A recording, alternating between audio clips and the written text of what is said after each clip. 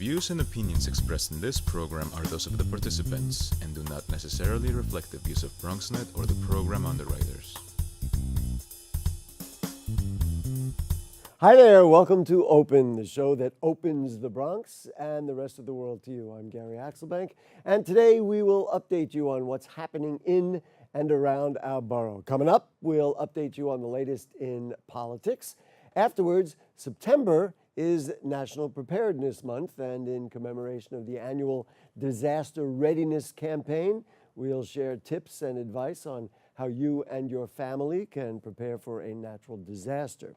Then, Lehman College's Office of Community Engagement's 5th Annual Global Citizenship Gala will benefit Lehman Life, L-I-F-E, or Leaders Involved for Everyone, which is an alternative program that serves as a learning opportunity designed to raise students' awareness of issues in both local and global communities. It also fosters effective action through volunteerism. Then we'll tell you about a year-long youth action development program for teens so that they can connect with artists, scholars, and activists to help them explore where the arts and social justice intersect. All this and much more headed your way because now we and you are officially open.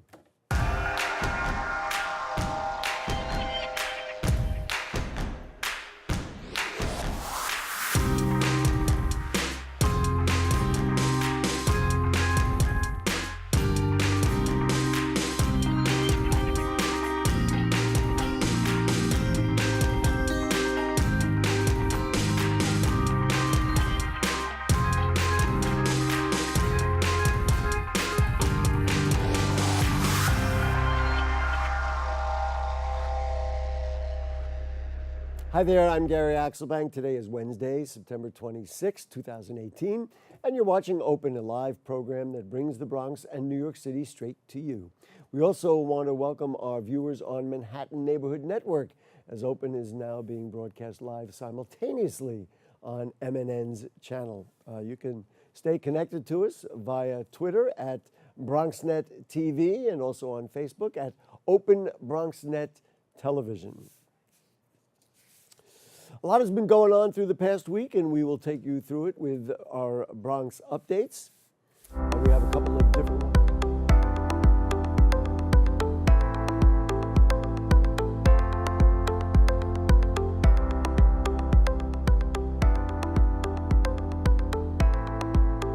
Starting on September 28th, you can visit the exhibit entitled Eye on Nature, an artist platform designed to explore the world of plants and animals. You can be part of their illustrated work in a variety of media, including colored pencil, digital, and printmaking.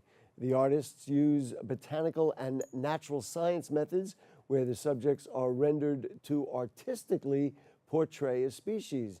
The exhibit was curated by Donna Miskind, and the participating artists are Jennifer Deutscher, Maria Giuliani, Donna Miskind, Julia Ruth, with special guest speaker Stephen Paul DeVillo, who is the author of The Bronx River in History and Folklore. It will be held at the Pope Park Visitor Center, located at 2640 Grand Concourse. Admission is free to the public, and for more information, call 718-365-5516. And on September 27th, that'd be tomorrow, New York City Parks and the Mayor's Office of Media and Entertainment will be showing a free film. On Thursday, come on out with your family to watch a movie under the stars. Sounds lovely. The movie Ferdinand is about a young bull who escapes from a training camp in rural Spain after his father did not return from a showdown with a matador. I guess it would be a bullfighter more than a bull, right? Get there before 8:30 p.m. to get your spot. Nonetheless, feel free to bring a blanket to sit, and everybody, of course, is welcome to enjoy a movie under the stars at River Park, located at Burke Avenue and East 180th Street between Dr. Kazimierov Boulevard and Southern Boulevard. For more information, call 718-430-1825. And lastly, on Thursday, October 11th, join the Urban Park Rangers and the Bronx River Lions on a sunset hike. Sounds lovely. Learn about the birds and trees that inhabit Soundview Park and enjoy a beautiful sunset over the Bronx River. Just go to Soundview Park Butterfly Meditation Garden in Soundview. And you can, if you're driving, you park near the corner of Lafayette and Colgate Avenues. It is happening from 5 p.m. to 6:30 p.m. For more information about the Urban Park Rangers, the number to call is 718-319-7258. And that, my friends, is all for our Bronx updates. We'll be right back after this.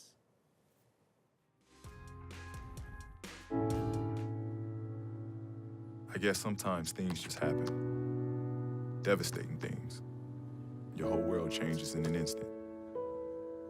That's what happened to me the day my mother had a stroke. I'm Paul George, and I want you to spot a stroke fast. F, face drooping. A, arm weakness. S, speech difficulty. T, time to call 911. Protect the ones you love. Spot a stroke fast. For all the papas out there, let's stop what we're doing and take a moment. A moment to be with our kids. They can be loud moments, goofy moments, sporty moments, dorky moments, kooky moments. Moments where we talk or walk or just hang out. It doesn't really matter.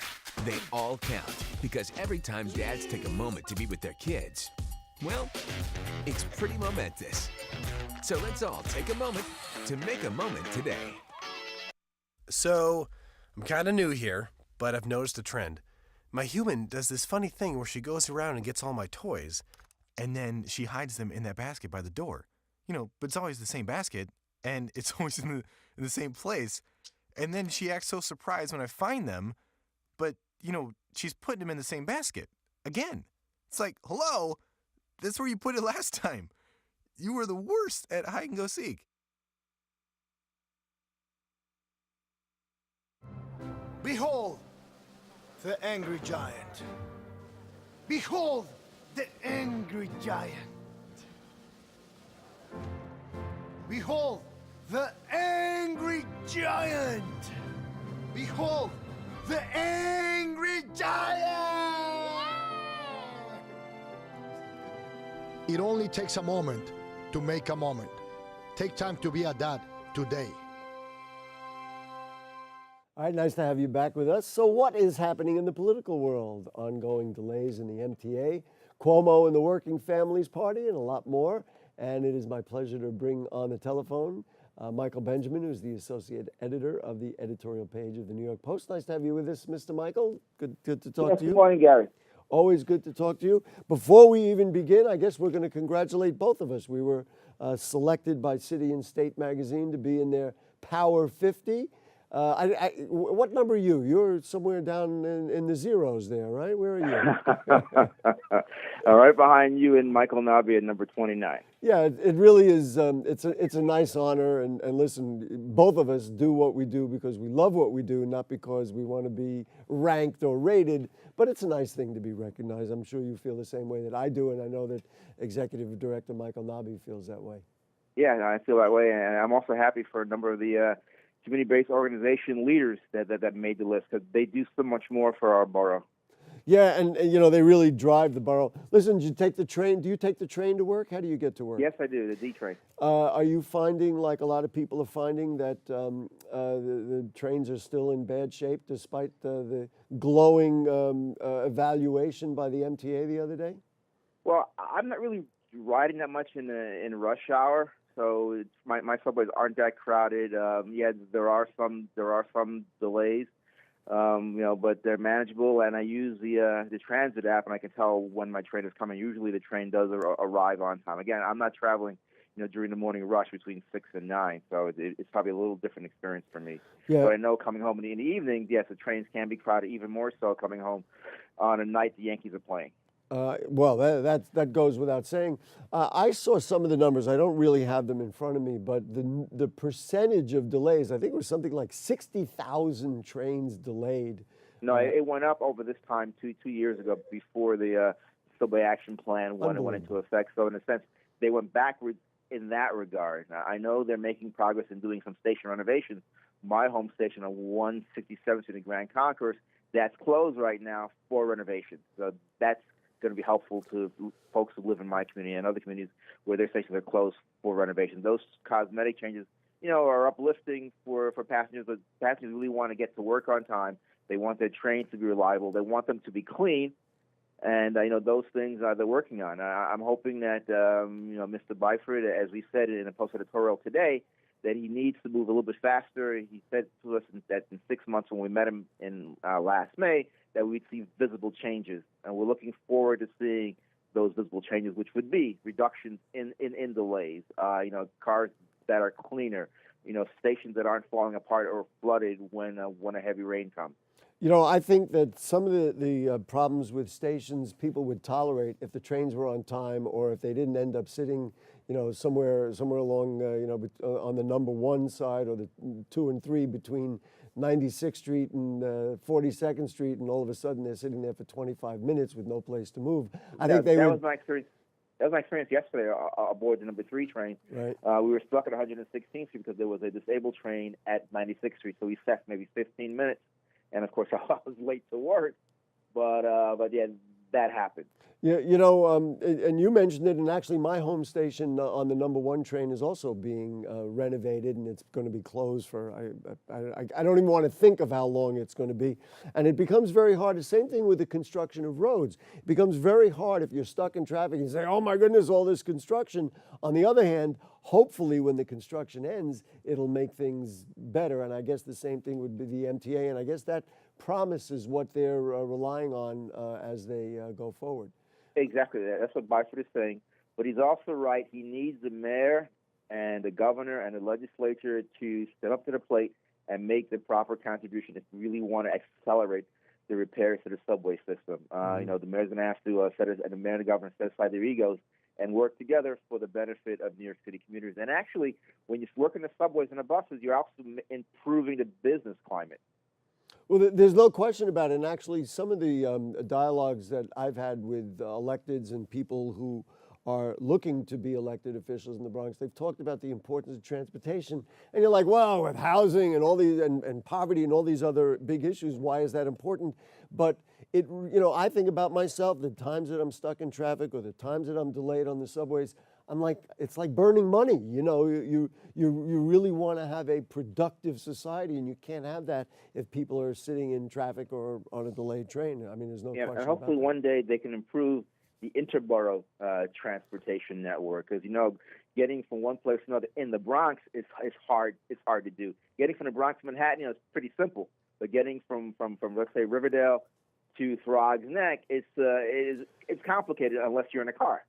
Well, yes, and to be fair, that has improved for drivers because the elimination of the toll booths and the auto Easy Pass things that are above you are like a revelation, is because you used to sit at every one of the toll booths all the time. Now, at least over there, you don't have traffic.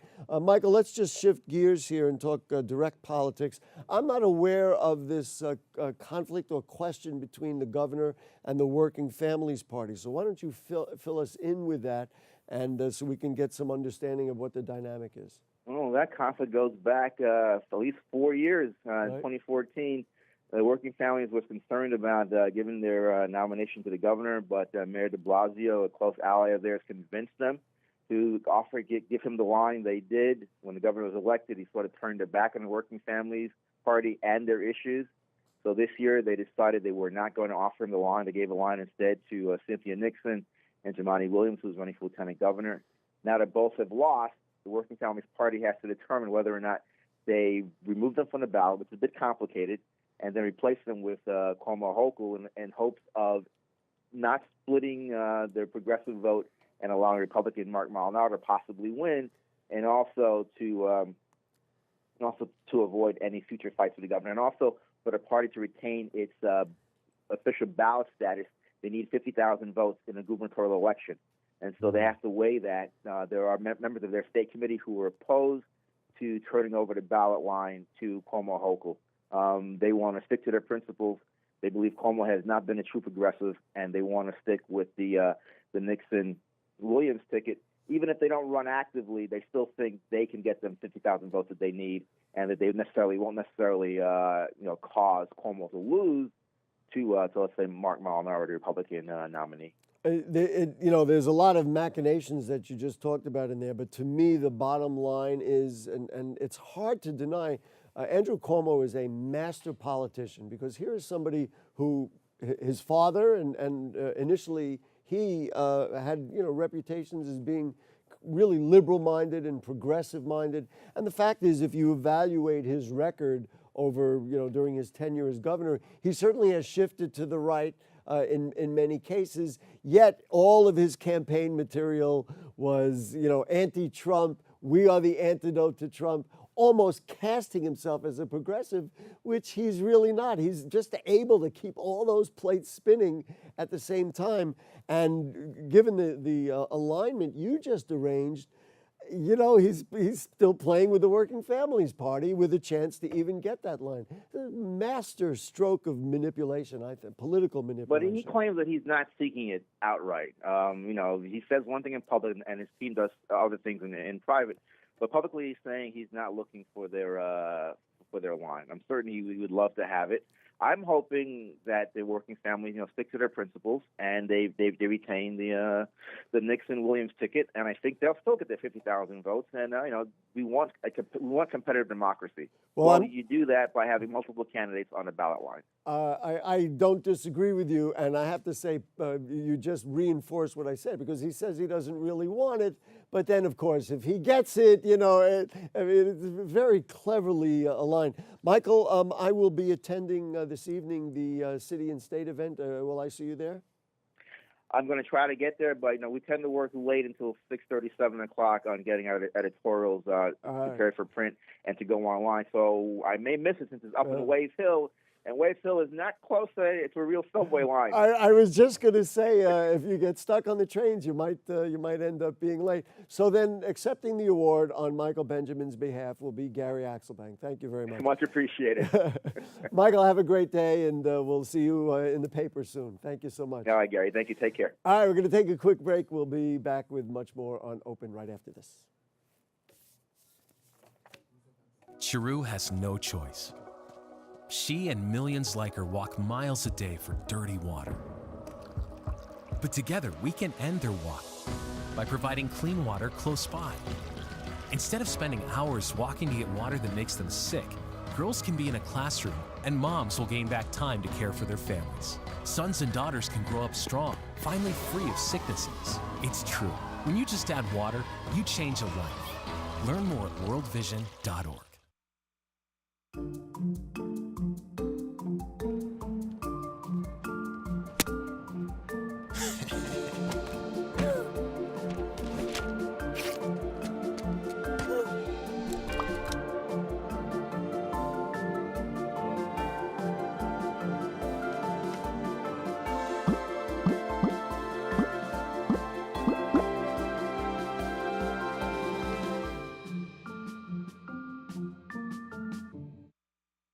For all the papas out there, let's stop what we're doing and take a moment. A moment to be with our kids. They can be loud moments, goofy moments, sporty moments, dorky moments, kooky moments.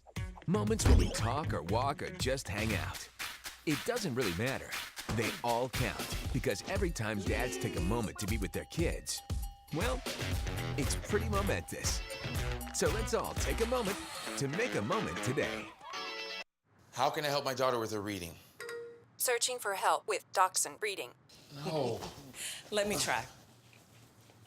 Sarah's bright, but when she's reading, she has trouble sounding out words. Playing world music. What? I give up. Wait, I was trying to show you how Sarah feels every day. Frustrating, isn't it? Redirecting to understood.org. Join parents and experts at understood.org, a free online resource about learning and attention issues to help your child thrive. Okay, welcome back to Open. National Preparedness Month. It's not easy to say Preparedness Month is here, but it is important. So we have some tips and advice on how you and your family can prepare for a natural disaster. We welcome Chuck Frank, who's Director of Emergency Management at Metropolitan College of New York. Professor Frank, nice to have you with us. Great to be here, Gary. Before we even start talking about tips, why teach a course in emergency preparedness at a college? I mean, I've never heard of such a thing, but it seems to make a lot of sense. Well, you know what? It's a post 9/11 field. After 9/11, emergency management became something that caught the imagination of people. And the idea is that if you teach folks how to prepare, how to respond, how to handle recovery, and how to handle mitigation, then disasters are not going to cost so much in terms of property and human life. Unfortunately, you turn on your TV and we've seen hurricanes in Puerto Rico and, of course, down in the Houston area and most recently in North Carolina. I have to say, last night and even during the day, Bronx roads were flooded. So anybody who says, well, it only happens in the hinterlands, it only happens in places where, you're really subject to the environment. In fact, I saw last night Allerton Avenue near White Plains Road was shut down because it was flooded. You never know. What do people have to know as we look at really a new reality in our world? Well, I think a couple things. Right now we're in hurricane season. And we sit in New York City and we think we're somewhat immune to that. But we weren't for Irene and we certainly weren't for Sandy. And the Sandy recovery is going to be going on for quite a while. Generations. So you brought up an interesting point, which is rainfall causing flooding and stopping transportation. In New York City, if we get 2 inches of rain in 1 hour, everything's going to stop. Subway's going to stop because all the trash flows to the drains, blocks them, the water comes up, shorts out the hot rail, then the signals don't work, you're not moving by train. And you've got people underground, you have people in stations, and of course you've really shut down the city. And even though it sounds like, well, I don't know if it can happen here, boy, I got to tell you, yesterday for me was an eye-opener. In my lifetime, I don't ever recall seeing that much rain. We get the flooding when it snows and melts, and then that backs up the sewers. But just for a rainfall in the middle of the day, you couldn't get off a curb anywhere because the water was so high. Well, you think about Hurricane Florence recently down in North Carolina. They got 30 inches of rain. Incredible. We're talking about 2 inches of rain shutting things down here. And normally you get 4 or 5 days advance notice, but a day before the hurricane arrives, the outer rings of the storm are coming and they can provide that much rain. So what do people have to know? Anybody who watches the news, looks out their window, gets a sense of, gee whiz, what if something happens to me and my family? What are the basic things you should think about or be prepared for in case something like that does happen? Well, here's the main thing, and we're constantly battling human nature. The most important thing is to make a plan. Every individual has to have a plan. Doesn't matter if you live by yourself, if you live with a family. And people don't like to plan for events that they think may not happen. And so... Also, because it's unpleasant. You really don't want to think about it. All right, we'll figure it out. Well, that's a turnoff. As soon as you say, hey, Gary, you got to have a plan, you're thinking, I got a lot of other things to do. Right. I don't need to make a plan. But failing to plan is a plan. It's a plan to fail. What goes into that plan? How to evacuate or how to keep yourself safe? I'm just guessing. Well, that plan what do you do in case of no electricity? Those kinds of things. Yeah, the plan has 4 components. The first one is, how are you going to find out the information that you need to even know what to do? So if the electricity is shut down. That's right. So let's say we're sitting in your apartment. We've got a lot of choices. Probably both have cell phones. We could be getting push text messages. We might turn on the TV and watch it. What else? The radio. But what typically happens in a hurricane fairly early is power goes out. Now you and I are sitting in the dark. What are we going to find out?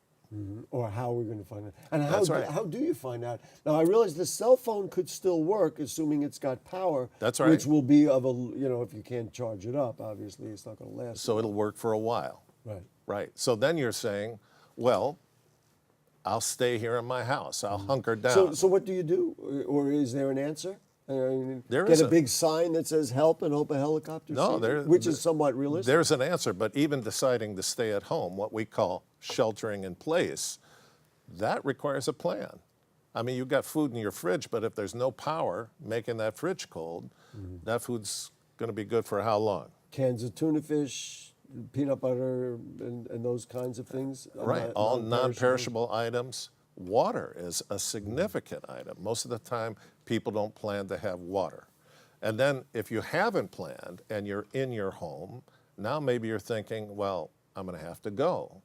That's what we call an evacuation plan. So if you have to go, you just don't walk out the door, right?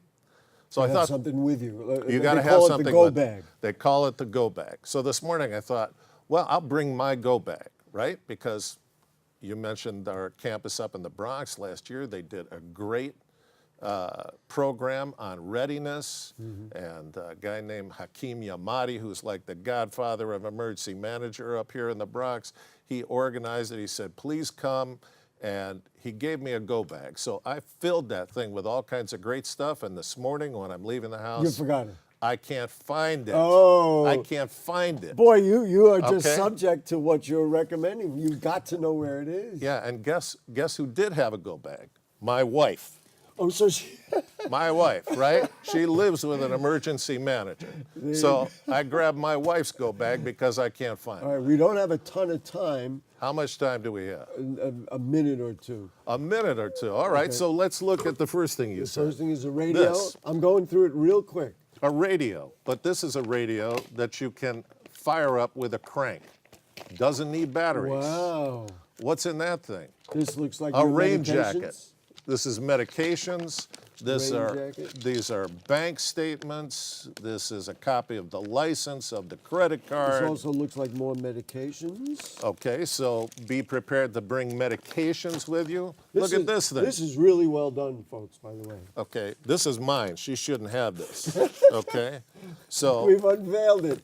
that's right. But this is a power charger. They cost about $40.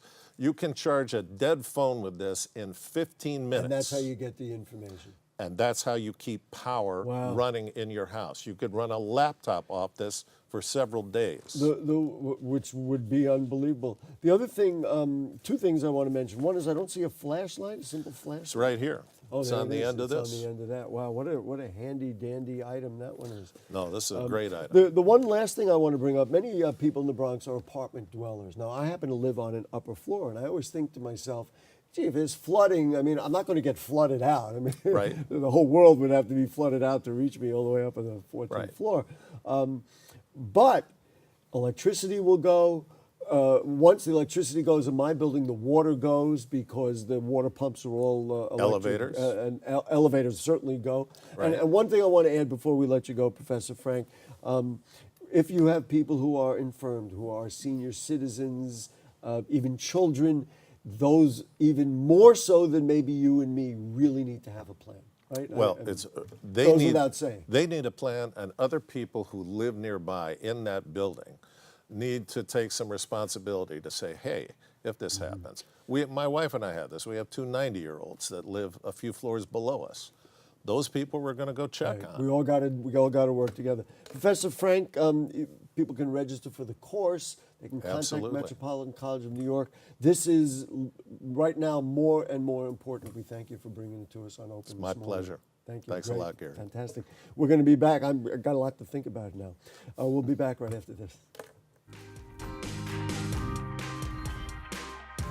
Leaving hot coals improperly extinguished can cause a wildfire. Hey guys, it's Smokey! It looks as if Smokey is going to use the drown, stir, drown and feel technique. After the first drown, a good start. Next, another drink. And finally, a close feel. Is it cool? Okay. Yeah. Hey Smokey, catch! Oh, my bad, Smokey. Only you can prevent wildfires.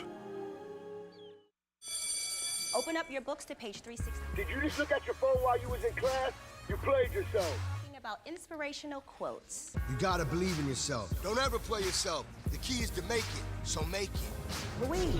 Louise, can you give me an example of an inspirational quote? Don't play yourself. The key is to make it. And who said that? I did. Now that's a major key alert. Learn the real major keys to getting to college at getschool.com. I'm only 17, but I know about investing.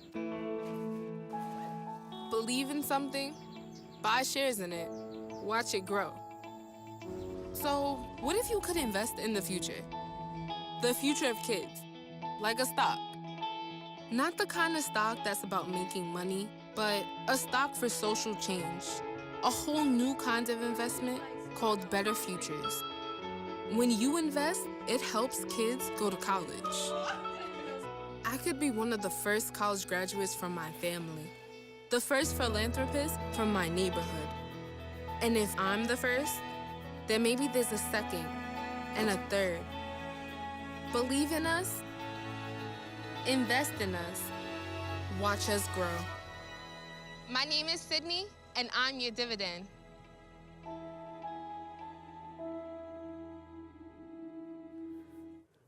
Okay, welcome back to Open. The Lehman College Office of Community Engagement is having its 5th annual Global Citizenship Gala. We got to shorten that name. I can't get it going. But it's happening just around the corner. The gala fundraises for the annual program Life, an alternative program that serves as a learning opportunity designed to raise students' awareness of issues in local and global communities, also to foster effective action through volunteer work. To tell us more, it is the Lehman College Director of the Office of Community Engagement, Amanda Dubois. Nice to have you with us. Welcome. Thank you so much. First of all, just tell me a little bit about this Global Citizenship Gala. What's the idea behind it? Sure. Well, the idea behind the Global Citizenship Gala is to raise money for student scholarships for international travel and service to give underrepresented students the opportunity to do something that they never thought they would be doing in college. For example, we've had students travel to South Africa to work with the Mayibuye archives and be the last person that ever touched one of the scorecards from a rugby match when Mandela was imprisoned. Wow. And going to build a hiking trail in Virginia for community members, working with students with disabilities in Dominican Republic, and also to relate back to the disaster relief, we mobilize students all over the world to help with disaster relief, recovery, and rebuilding. Let's start with the students themselves. The value of their work is, it seems to me, to be plainly obvious. But the students themselves, this is an educational experience as great as Lehman College is, happens to be my alma mater, as great as Lehman College is, as wonderful as the experiences they get, you can never do what they get to do in a classroom. Absolutely. We actually teach a course related to the work that they're going to be doing. So all of the students participate in a credit-bearing course, which is brand new this year. Before, they never even got credit for it. Drum roll. So, woo! Well, it goes with the president's agenda to try and bring more people in and give them more incentive to go to college. Absolutely. And we've also this year been accepted as the first ever Peace Corps prep program in all of the colleges in New York City. Wow. So this also, not only for the students does it give them the opportunity to travel and do amazing work and volunteer in the community and get credit for it, but it also gives them the opportunity to begin that Peace Corps prep journey. Now, the Peace Corps prep program doesn't guarantee that anyone's going to get into Peace Corps, but it certainly gives them a leg up if it's something they want to do. Listen, the one thing it does, regardless of what they choose to do afterwards, it changes their lives. Oh, because absolutely. it opens their eyes. They're there for a week, a month, a year, a semester. How does it work? Typically 1 and to 2 then we're weeks. going to go back to how do we raise money to make it happen? Yes. We've got to make it happen. So typically 1 to 2 weeks, but they have to volunteer at home before they can go anywhere else, because our belief is that you can't go and volunteer somewhere else if you have no idea what's happening in your own backyard. So they volunteer 25 hours of service through various events throughout the course of the semester. In the BX. In the BX, and then everywhere, they meet every single week for 2 hours a week for 2 semesters. So even when they're not taking the course, every student takes on an important role, and then they travel for 1 week if it's spring break, 2 weeks if it's summer. This year we'll be sending students back down to Puerto Rico to help with hurricane rebuilding efforts. The governor actually sent 250 CUNY students along with 250 SUNY students down over the summer. Many of those students are are returning, and we have newer students doing the same work. And then in the summertime, we'll be taking students to Peru. Most of them are pre-med, pre-health, nursing majors who will be working on a global medical brigade with an organization called the Foundation for the International Medical Relief of Children. Yeah, we've got to shorten the names. I know, it's so long. But listen, I really love what you're saying. This is what we've got to do, because not only does it help where they're helping, but it helps young people grow and learn and do. So nothing is free. Nothing is free. But in terms of gala, this is pretty affordable. Oh, yeah. Oh, really? Good. So tell me when and where, and then how people October can participate. 25th. Okay. October 25th, Villa Barone Manor in the nice. Bronx. Yes, they're like family to us now after 5 of these events. It is a full-course meal event with past hors d'oeuvres. Now I'm hungry. A 4-hour open bar. We have live entertainment. We've got a DJ for the dancing afterwards. How many events and galas and award ceremonies have dancing afterwards? There you go. Not that many. And everyone stays. Well, so and I think the spirit behind it is part of your enthusiasm that you brought here today. Is say that we really we got nothing if we don't create new opportunities for young people. Absolutely. And most of the models that are out there for this type of work assumes that students have access to money. If they don't have money themselves, they know people that do. Our students don't always have that, and they've got to raise 100% of their funds. So to help that, we've got gala tickets on sale at lehman.edu/global I'm doing the drum roll gala. there, ladies and gentlemen. So lehman.edu/global gala, and tickets are $200 each to support the students. And tomorrow we have a one-day sale. Same website, lehman.edu/global gala, and tickets will be $50 off. Oh, that's nice. And if you can't come, there are opportunities to sponsor tickets for those that can't afford it, and there are opportunities for ads and sponsorship as well. I don't know if I'm going out of bounds here, but when they come back, what do they ultimately do, or what do they say? I'm sure you get a lot of the feedback. Right. As soon as I said that, she started to smile.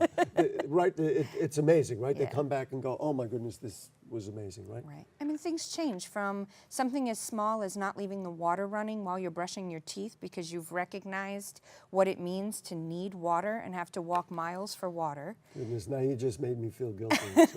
But all the way I to understand joining the that. Peace Corps when they come back, Right. and or applying for Peace Corps. And many of our students have done that? Yeah, we have many students right now serving. Over the past 3 years, we've had 6 or 7 students accepted into Peace Corps.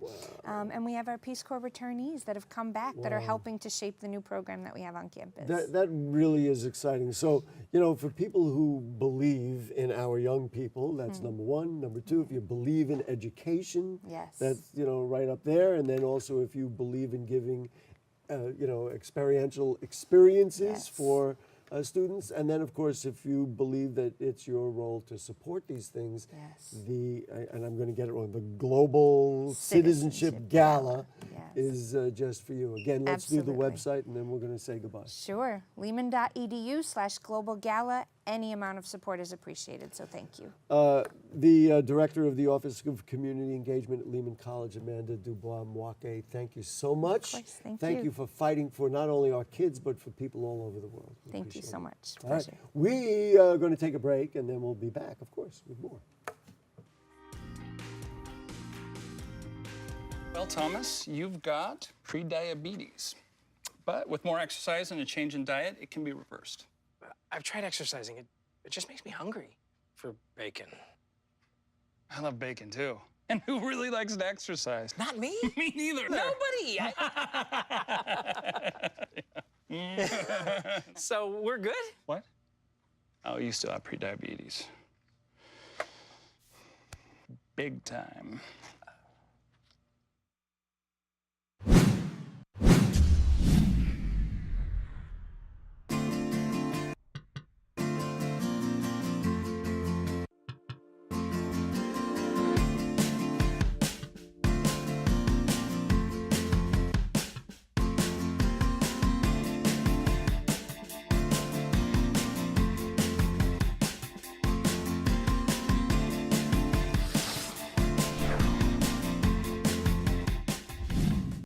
Patriotism. It inspires passionate debate, and it's worn like a badge of honor with good reason, because it means love and devotion for one's country. But what really makes up this country of ours? It's the people. To love America is to love all Americans. This year, patriotism shouldn't just be about pride of country. It should be about love. Love beyond age, sexuality, disability, race, religion, and other labels. Because love has no labels.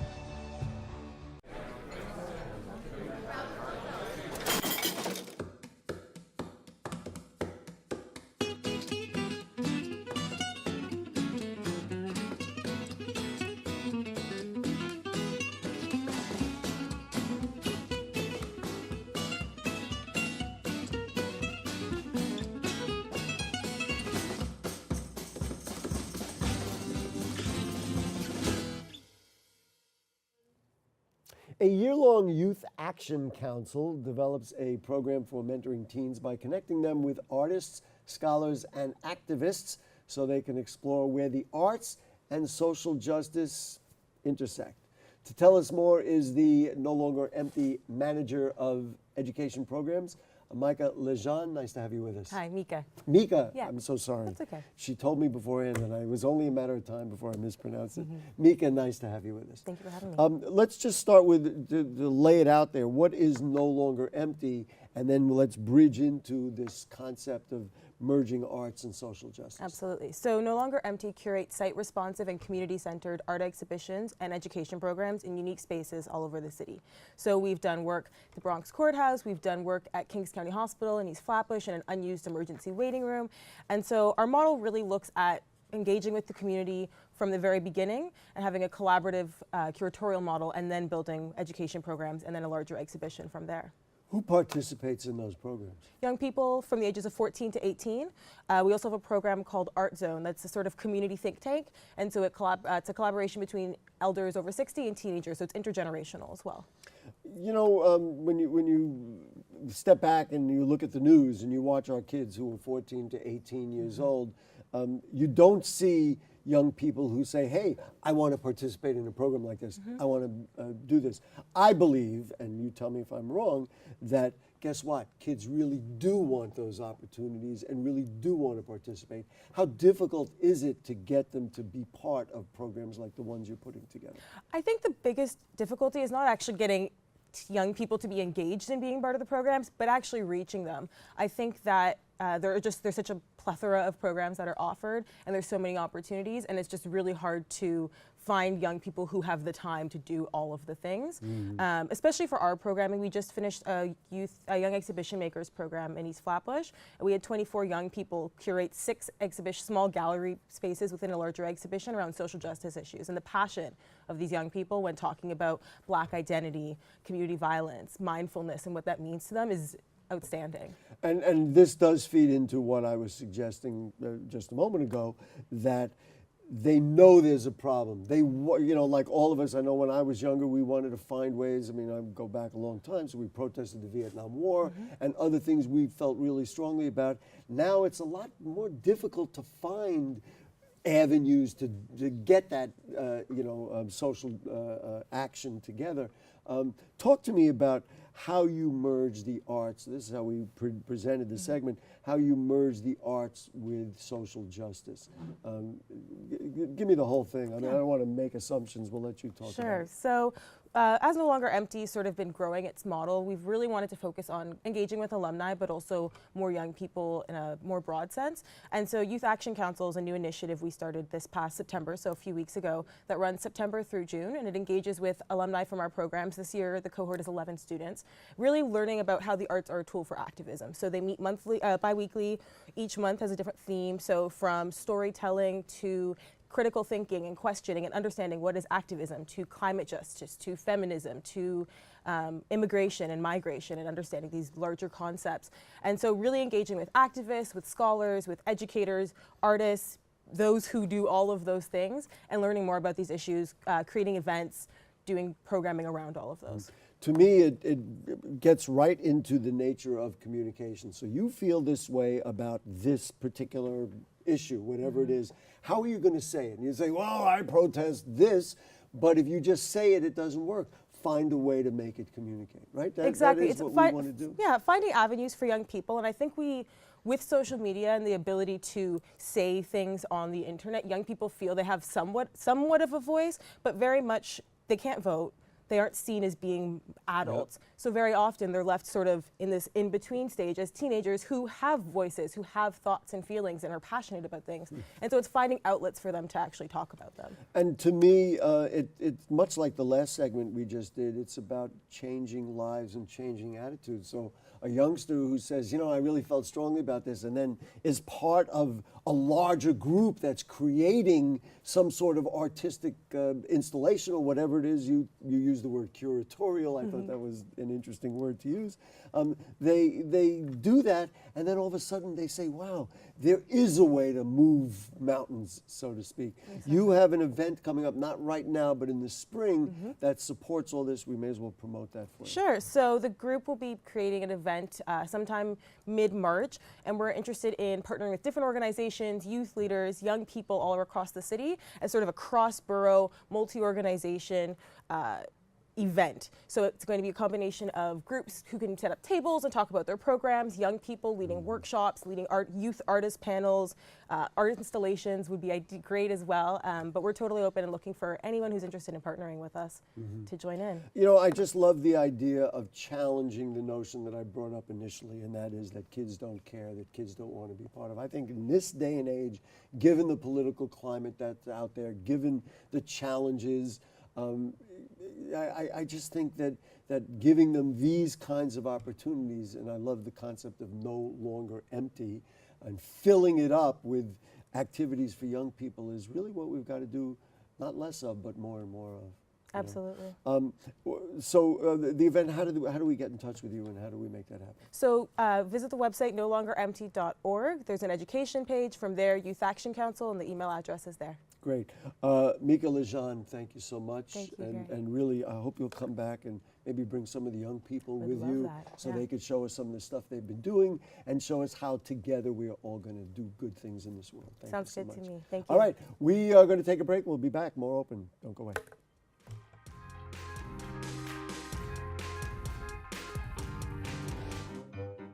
You think getting dumped by text is harsh?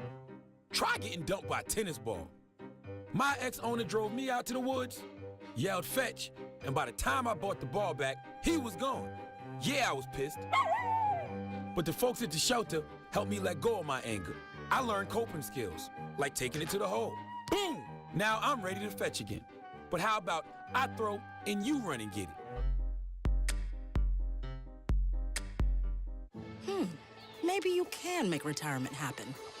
After all, you made this vacation happen. Double points with every purchase? Cleverly merging promotions. Love it. Cross-referencing travel sites. And booking all your flights with those... Vouchers.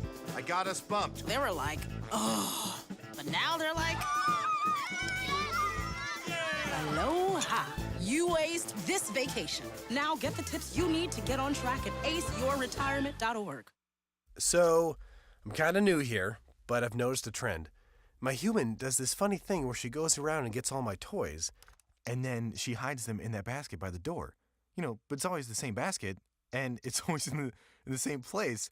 And then she acts so surprised when I find them, but, you know, she's putting them in the same basket. Again. It's like, hello?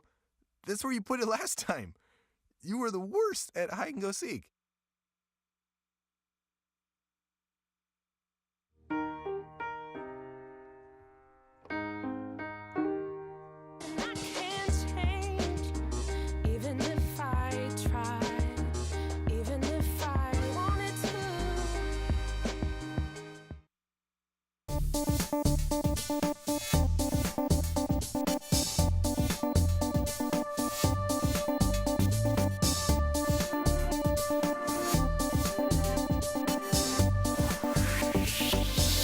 All right, welcome back to Open. Joining us on the phone is Senator Louis Sepulveda. He is in the 32nd Senatorial District, newly elected to that district. Hello, Senator Sepulveda. How are you? Oh, how are you, sir? I'm doing well. Before we even start about talking about issues, for you, what's it been like being in the Senate as opposed to your years in the Assembly, or is it the same, but you're just in a different, different room? No, there are some significant differences. I think that the Assembly is more leadership-driven. As a Senate, I think the individual members have more opportunities to express themselves, their policies, their interests, things that are important to them. So there is a difference. And it's a smaller chamber, so you have more people in the Assembly have to be heard as opposed to less people in the Senate. Right. But it's been a wonderful experience for me. I don't regret it for a second leaving the Assembly. Well, knowing you for many years, I think you undoubtedly relish the opportunity to really, have your say. Have you felt, now I forget already what the timing was, you've been there for several months. Have you felt like you've actually been able to get things done, or has it been, eventually I'll get there because, I haven't been in the Senate all that long? Oh, no. I think, if you look, while I was in the Assembly, I proposed about 200 pieces, either as a prime sponsor or co-sponsor, but significantly about 200 pieces of legislation, and I'd say about maybe 10 to 15 got out of the Assembly. I got elected to the Senate in April. I started serving April 30th, and I have potentially 7 pieces of legislation before the governor's. Actually, I have 7 pieces of legislation before the governor's desk to see if he'll sign them or veto. So my ability to be able to get legislation passed has been like night and day. So I think I'll have more opportunities like that. Well, great. Congratulations. One political question before we get into some specific things. Clearly, there is going to be a shift in the Democrats who are, whether or not you overtake, the majority, but there's a shift because of victories of, for example, at least in the primary of Alessandra Biaggi and others who challenged former IDC members. Do you get a sense from your colleagues that, wow, it's a new day, or do you get the sense that there's a little pushback? Just talk to me about the tenor of what's going on in the state Senate. Well, we haven't met as a body with the new potential members. Remember, we still have a November election, right? And some of them do have. Rachel May will have a more difficult election than most people think. Brooks is a marginal district in Long Island that we have to make sure we have to win. So we can't essentially count our chickens before they hatch. But if we talk about theoretically them winning, if they do win, and I believe they will, then we'll meet together and decide. But the reality is that our Senate chamber has been, with minor exceptions, has been very progressive. And I've said this from the day that a lot of the candidates who beat former IDC members, that many of us have pushed progressive policies for years. I, in the Assembly for 6.5 years, have pushed a lot of the agenda that those candidates that beat the IDC members are pushing. I was comparing my legislative record and policy record to those of Alexandria Ocasio-Cortez, and realized that it's almost aligned about 85 to 90%. You just didn't use, excuse me, Senator, you just didn't use the word socialism. You just were talking about policies. It's almost like there's a benefit and a detriment to using that word. Well, I tend not to get caught up on labels. There were people in the IDC who were very progressive. If you're going to consider what progressive legislation is, there were people that were very progressive that didn't win. I guess their ultimate sin was to align themselves to do a power sharing agreement with the Republicans in the Senate. But I think what these new members or potential new members have done is they've done a far better job of letting people know what their policies are, what their legislation, what they want their legislation to be. They've done a better job through social media, and that's something that many of us are now making sure that doesn't happen again. But we've done a better job of pushing and announcing and letting people know what our policies are through the use of social media. Right. You look at, in the case of Jeff Klein. Jeff Klein spent approximately $3 million in his campaign, but he was outspent 5 to 1 on social media. And that was a by big Biaggi. difference. Yeah. Let's just move into a couple of issues, Senator. Clearly, we've all heard about the lead poisoning problem in NYCHA and even in other places. Talk to me about your action and interest in fighting that issue in the Bronx. Well, yeah, I've proposed legislation. I've announced it, and we've announced it and put it out on social media, ways to protect our children against the ills of lead poisoning.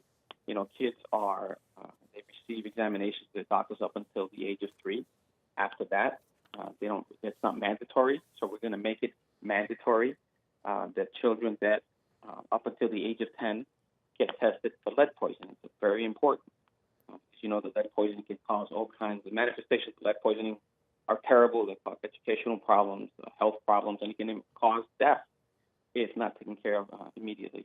And then we're going to make sure that those zip codes, because it's not only in New York City, it's not only Niagara. In fact, I believe the problems are bigger up north in port districts and communities of color where lead testing is minimal at best.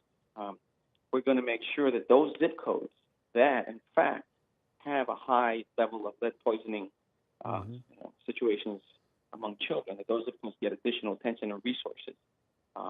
And then once, if anyone's found to have lead poisoning, to make sure that we bring all the resources to bear to protect these children. And it's, by the way, it's not just children, Gary, it's also adults. Oh, of course. You know, when I hear you speak about it, I mean, all I can think of is it just feels like common sense. I mean, it seems like, how could we not be doing this?